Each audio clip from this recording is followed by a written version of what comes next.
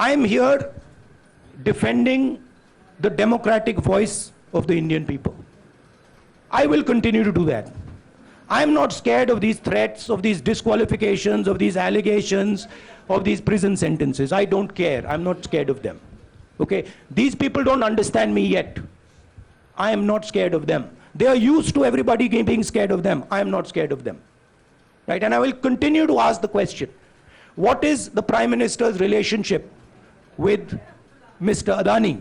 It is an old relationship. It is a relationship that began when he was Chief Minister of Gujarat. Mr. Adani constructed the idea of Resurgent Gujarat, organized all that. This is a partnership. It's a close partnership. I'm going to keep asking that question. Rahul ji, मैं मोहित दुबे हूं। मेरा सवाल यह है कि आप शहीदों के परिवार से आते हैं। आपकी दादी भी डिस्क्वालीफाई हुई, जनता के बीच गई, आप सत्ता में वापस आए। आज के दौर में राहुल गांधी भी डिस्क्वालीफाई हो गए हैं, क्योंकि तमाम आपने इश्यूज को उठाया, चीन के इश्यूज को उठाया। क्या राहुल गांधी भी जनता के बीच में जाएंगे और वही वापसी फिर से करेंगे? राहुल गांधी भारत जोड़ो यात्रा में 4.5 महीने जनता के बीच में रहेंगे और वो मेरा काम है, वो मैं करता जाऊंगा। हाँ जी, अनवर। आज के हिंदुस्तान में जो पहले राजनीतिक पार्टियों को सपोर्ट मिलती थी, मीडिया से मिलती थी, बाकी इंस्टीट्यूशन से मिलती थी, वो नहीं मिलती है। तो ऑपोजिशन की पार्टीज को एक ही रास्ता है, जनता के बीच में जाने का।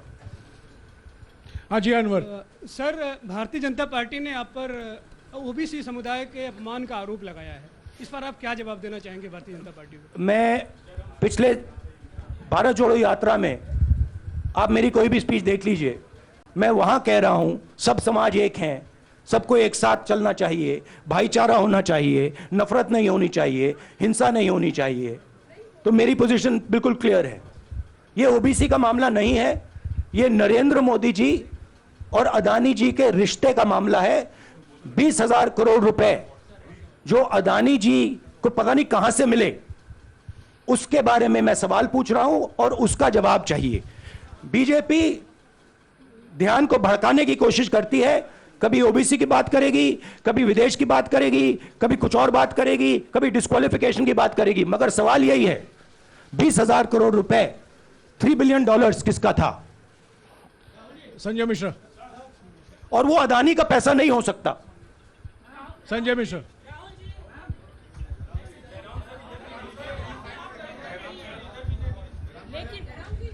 आपने कहा आप डरते नहीं हैं, लेकिन स्टेट के टारगेट पे हैं और स्टेट आपके खिलाफ है, पूरी स्टेट, पूरी मशीनरी आपके खिलाफ है।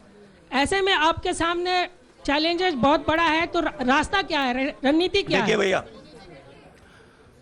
चाहे स्टेट हो चाहे कुछ भी हो, मैं सच्चाई को देखता हूं।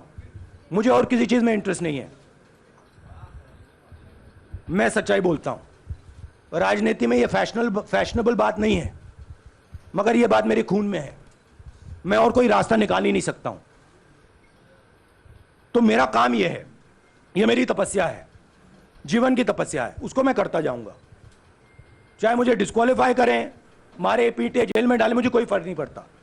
मुझे अपनी तपस्या करनी है। इस देश ने मुझे सब कुछ दिया है। शांत हो जाइए।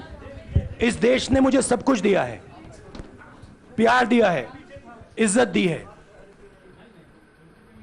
इसलिए मैं ये करता हूं। हाँ, Supriya. Sir, Rahul sir, BJP के जो लीडर्स आप पे अटैक कर रहे हैं उस पर आप क्या कहेंगे? और इसके अलावा वायनाड, वहां पर जब से खबर गई है, वहां पे लोग बहुत डिसबिलीफ में हैं, प्रोटेस्ट भी इरप्ट हो रहा है। आप अपनी कॉन्स्टिट्यूएंसी के लोगों को क्या कहना चाहेंगे? नहीं, मैंने सोचा है कि मैं अपनी, देखिए, मैंने कॉन्स्टिट्यूएंसी में भी बोला कि वायनाड के लोगों के साथ मेरा पारिवारिक रिश्ता है, फैमिली प्यार का रिश्ता है। तो मैंने सोचा कि मैं वायनाड के लोगों के लिए अपनी एक चिट्ठी लिखूं उनके लिए कि मेरे दिल में उनके लिए क्या है। तो वो तो मैं रिजॉल्व कर दूंगा। उनका, देखिए, बीजेपी के नेताओं का काम यही है।